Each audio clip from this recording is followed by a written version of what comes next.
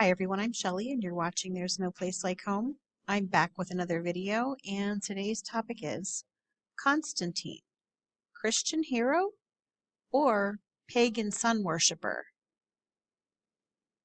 I recently started reading the book Pagan Christianity by Frank Viola and George Barna, and I learned some very interesting tidbits of information about Constantine that I never learned in school, and I'm sure they're also not teaching in Christian schools, and that I never heard about in church.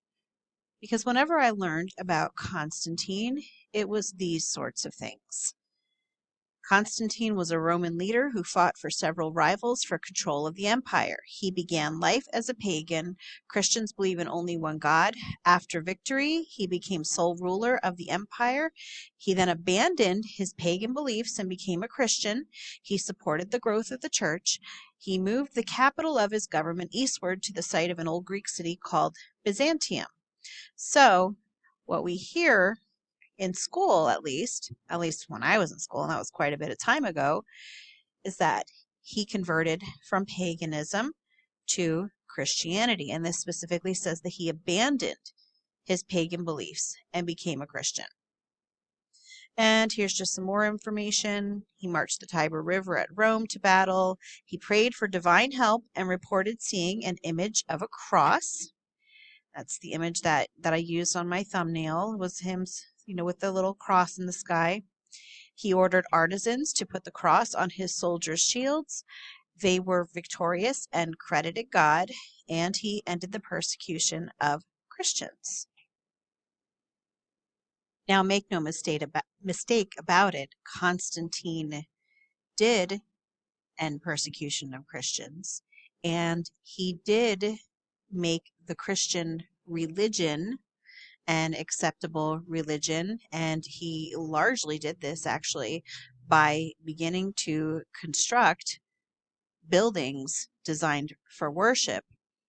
Before this, the early church did not use buildings to worship, specifically because they knew that Jesus was the temple and they did not need a temple made with human hands.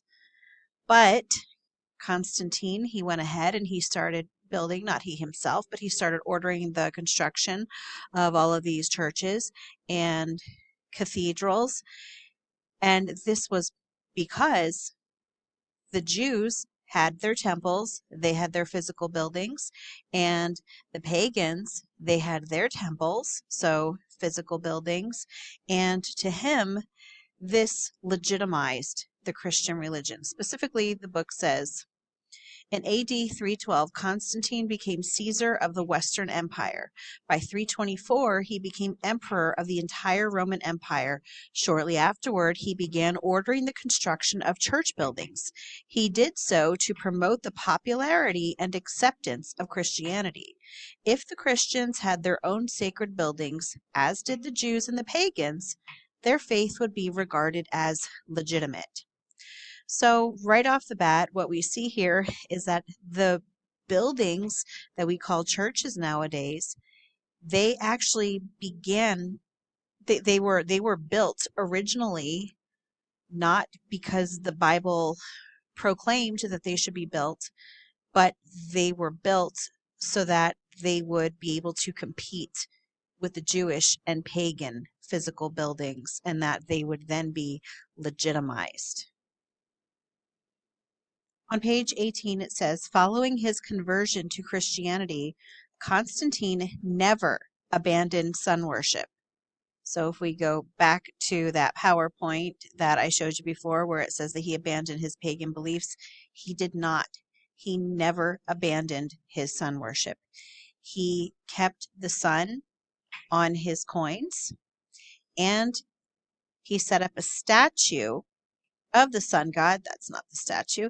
He set up a statue of the sun god that bore his own image in the Forum of Constantinople, his new capital.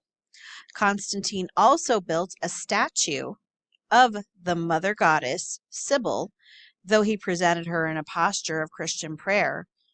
Historians continue to debate whether or not Constantine was a genuine Christian. The fact that he is reported to have had his eldest son, his nephew, and his brother-in-law executed does not strengthen the case for his conversion. But we will not probe that nerve too deeply here. So, I bet you never learned that in school. So in AD 321, Constantine, he decreed that Sunday would be a day of rest. And it appears that the reason that he chose Sunday as this legal holiday was to honor the god Mithras, the unconquered sun. And it says that he described Sunday as the day of the sun. And that makes sense, sun day. And then it says, further demonstrating Constantine's affinity with sun worship, excavations of St. Peter's in Rome uncovered a mosaic of Christ as the unconquered sun. So for these, teachings that he abandoned the pagan religion for Christianity, in my opinion, you couldn't go further from the truth. He still, he was erecting these pagan statues. He still had the pagan god Mithras on his coins. Or was it Mithras? I'm going to go back and see this. It was a statue of a sun god. And I just want to make sure that I'm saying this. Yes, he kept the sun on his coin. So he was a sun worshiper. Mithras was the reason that he decided to make Sundays a legal holiday, who was the unconquered sun. And then they went and did excavations and found that, guess what?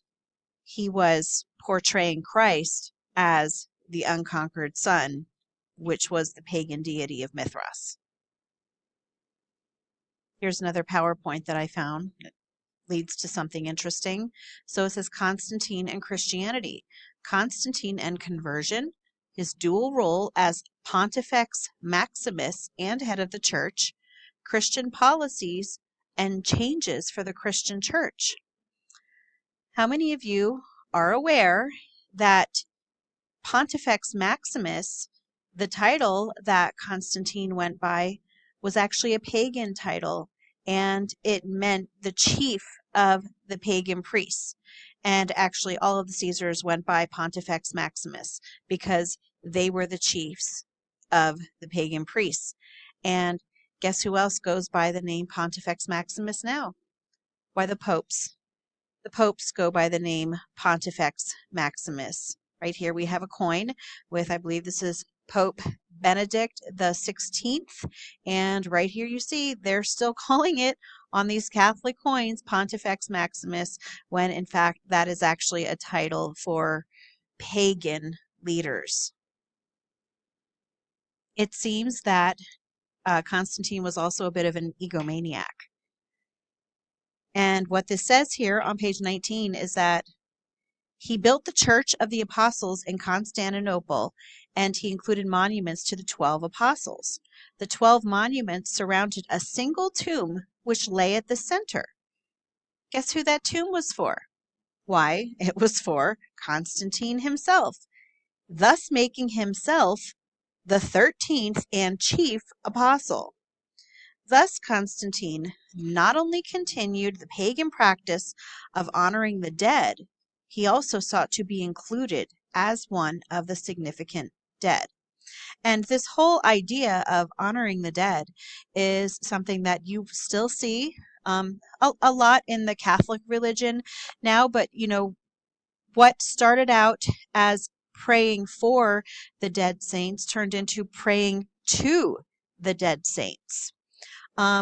Additionally, the pagan practice, it was a very pagan practice of honoring the dead, reverencing the dead, and this rubbed off onto many of the Christians during that time period, and they began having meals over the graves of their loved ones, because it was kind of like them communing with them.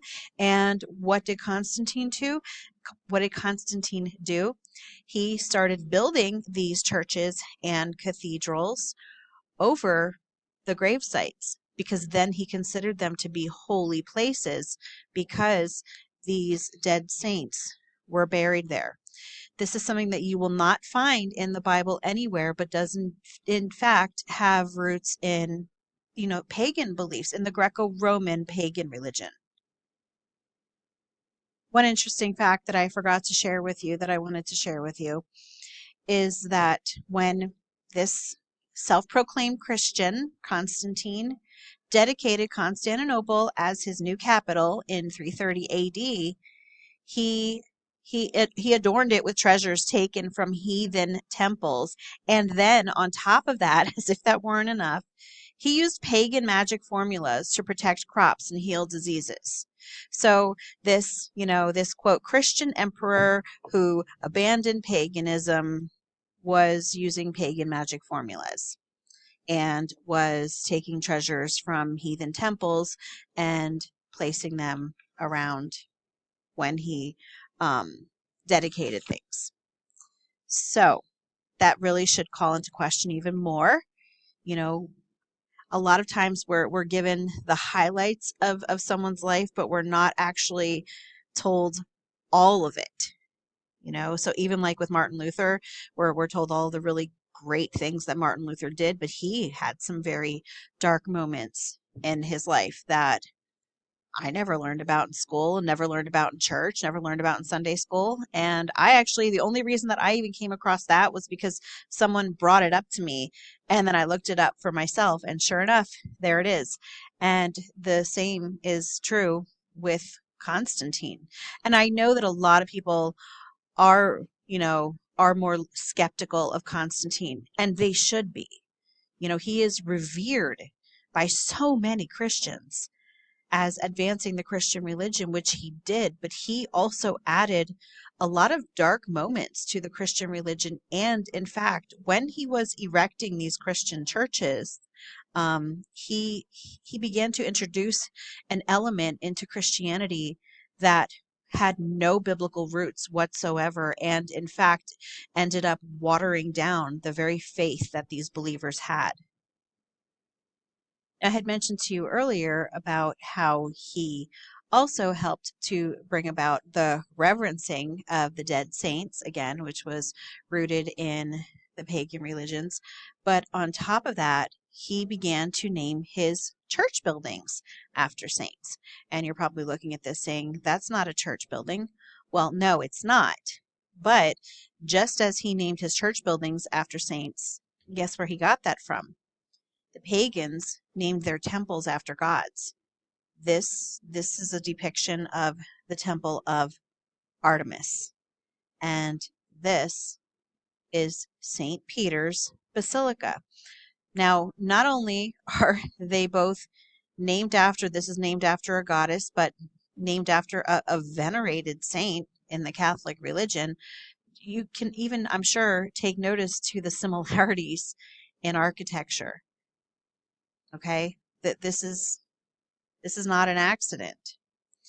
So what it says on page 21 is that Constantine built his first church buildings upon the cemeteries where the Christians held meals for the dead saints. That's what I was talking about earlier. That is, he built them over the bodies of dead saints. Why? Because for at least a century beforehand, the burial places of the saints were considered holy spaces. And again, that was based on the pagan practice of communing with the dead, but this is something that the Christians ended up doing as well. It goes on to say many of the largest buildings were built over the tombs of the martyrs. This practice was based on the idea that the martyrs had the same powers that they had once ascribed to the gods of paganism. The Christians adopted this view completely.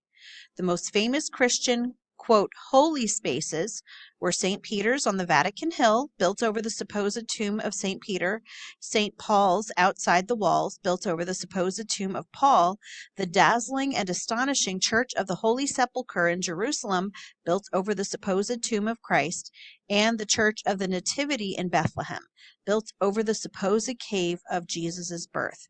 Constantine built 9 churches in Rome and many others in Jerusalem, Bethlehem, and Constantinople.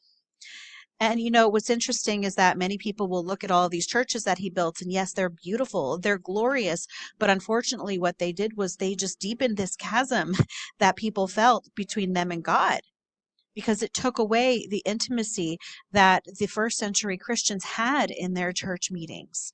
So while, you know, it seems from the outside like Constantine did so much good in placing all of these churches everywhere and, you know, making it a more accepted practice, what he actually helped to do, he certainly wasn't alone, but what he actually ended up doing was mixing paganism into Christianity, and that's something that we still deal with to this day, and most people just aren't aware of it. That's all that I have for you today. If you like this video, give it a thumbs up. If you haven't subscribed and would like to hear more of what I have to say, I would love if you would do that.